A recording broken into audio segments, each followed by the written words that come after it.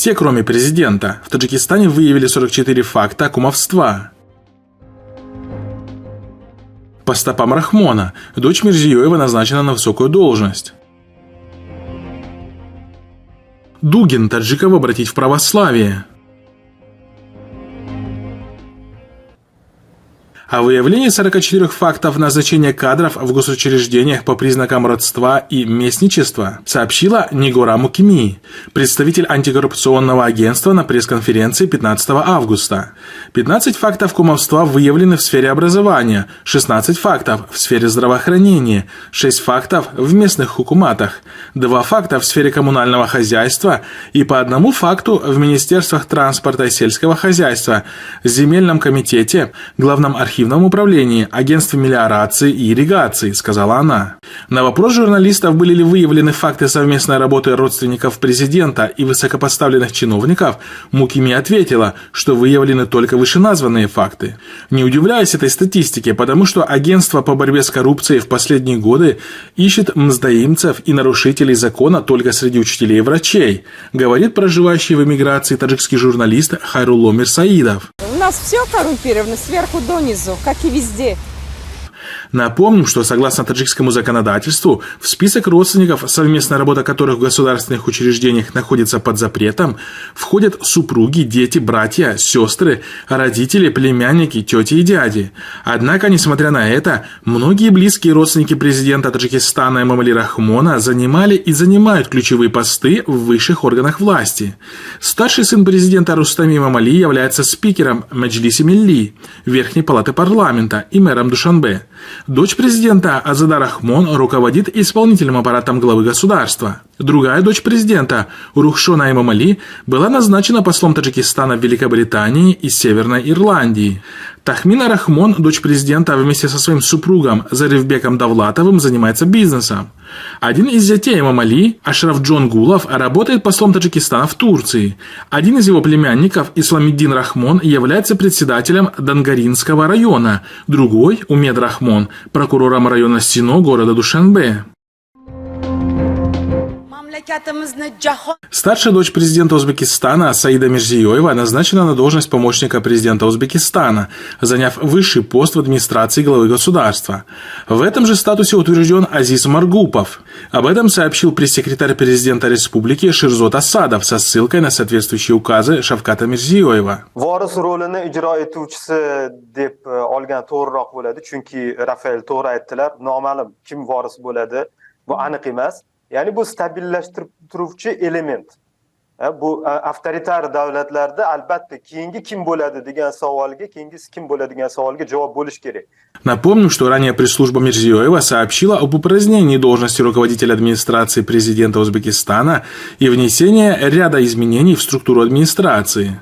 В соответствии с изменениями в структуре администрации президента, также вместо главы администрации введены 2 новые должности помощника президента, а число советников увеличено с 9 до 11.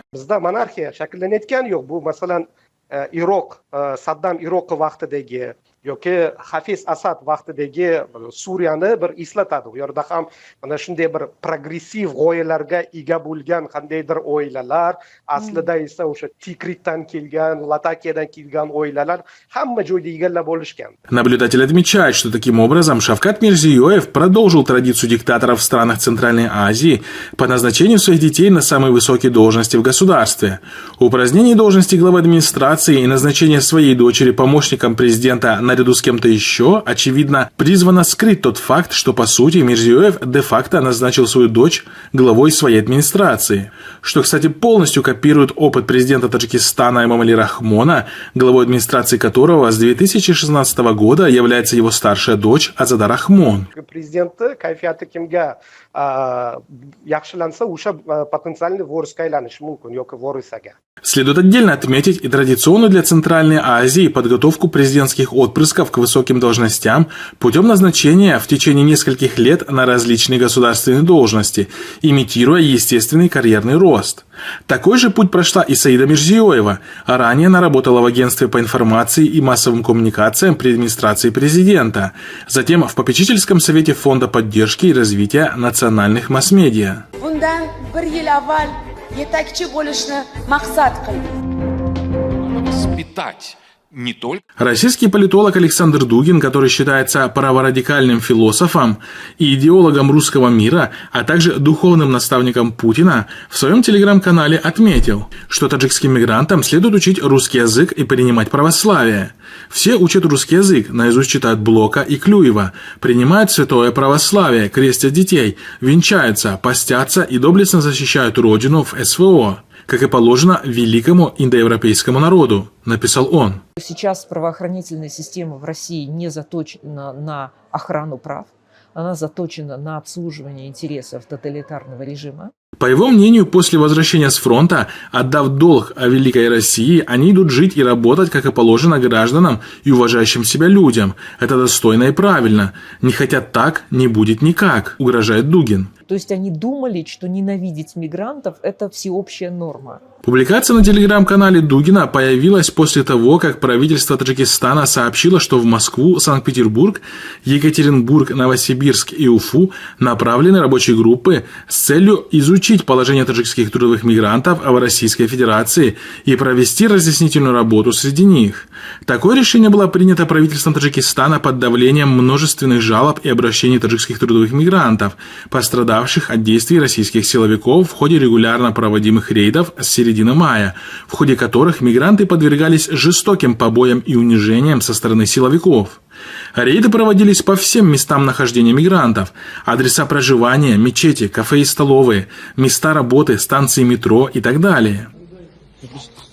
Руками трогать не надо оружие.